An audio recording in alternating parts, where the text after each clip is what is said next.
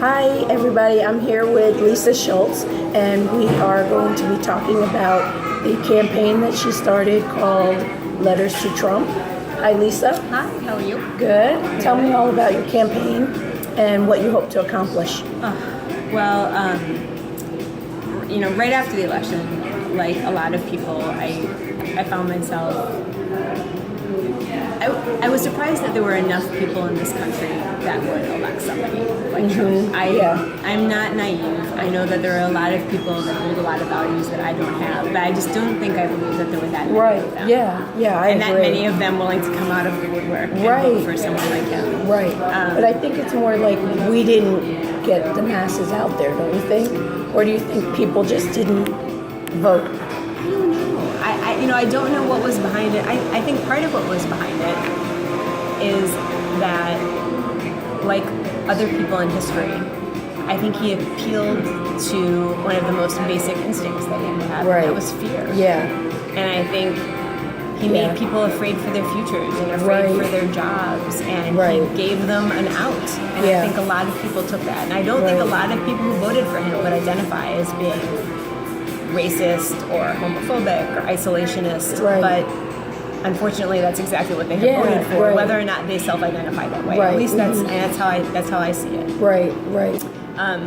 So I was disappointed, and one of my first thoughts a day or two after the election was that I was just going to spend the next 4 years, or hopefully fewer, writing a letter to Trump every single day. Okay, all right. And I thought that was a great idea, and that it would be a great way for me to kind of channel some of my frustrations. But the thought of that kind of was daunting.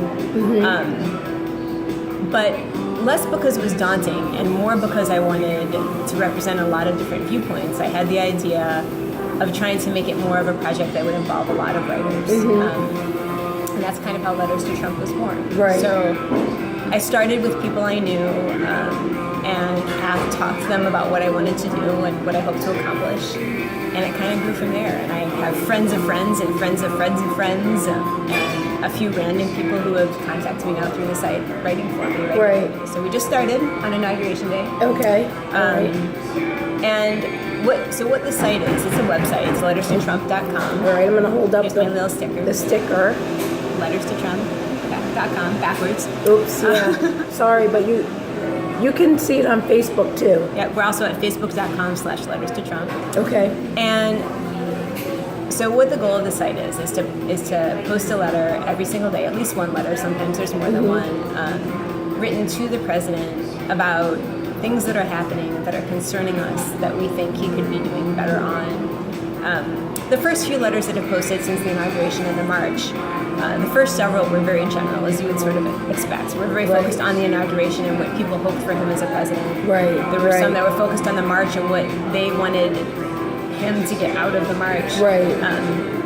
And a letter from yesterday and a letter from today, they're getting more focused on things that are happening. Because my real goal, and the direction sort of to the writers, is to try to pick something that's happened in the news in the last 48 hours to really kind of explore and talk about.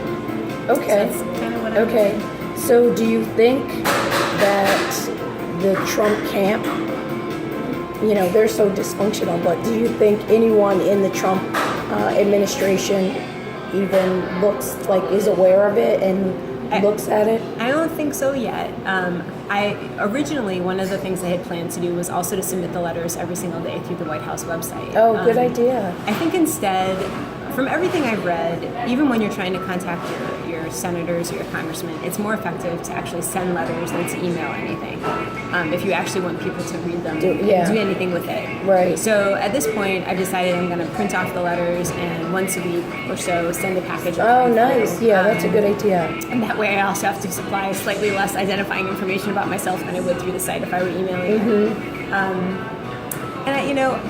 Right now, there aren't a ton of folks following it, but we definitely have some. We've only been around for a few days. We have over 100 followers, which is great, and I know that the website is getting hits, which is great, and I hope that continues to grow.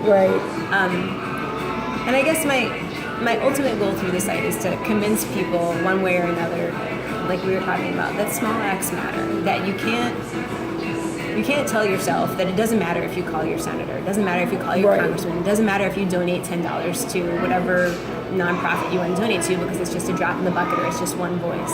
Because if everyone says that, kind of like Senator Booker said, we're giving into despair. Right. It's like you're just letting it take over. Right. And right. I think people are kind of tempted to do that a little bit right now because we have a Republican in the White House and we have Republicans in the Congress and control the Congress. But small acts matter. Right. We have to just keep putting ourselves out there and keep calling things out when we don't think they're right and doing what we can do.